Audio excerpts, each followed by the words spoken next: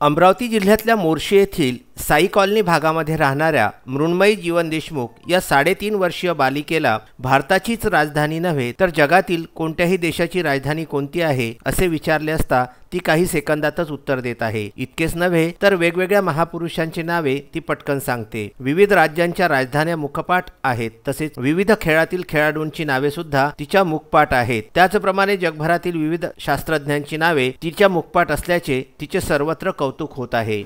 देशाच्या राजधान्या, राज्याच्या राजधान्या आणि नेत्यांचे नाव। Okay, America Washington, Canada Ottawa, Australia Canberra, New Zealand Wellington, Sri Lanka Colombo, okay, Uttarakhand Dehradun, Bihar Patna, Chhattisgarh, Raipur, Arunachal, Itanagar, Sikkim, Gangtok, Rafale, Nadal, Cristiano Ronaldo, Sania Mirza, Virat Kohli, Kapil Dev, Amitabh Bachchan, Sharad Pawar, Albert Einstein, Isaac Newton, Michael Faraday, Abdul Kalam, Shrinivas Ramanujan, Subhashchandra ब्लॉस, Ahilyabai Holkar, Shivaji Maharaj की जी, Lokmanya Tilak, doctor Babasaheb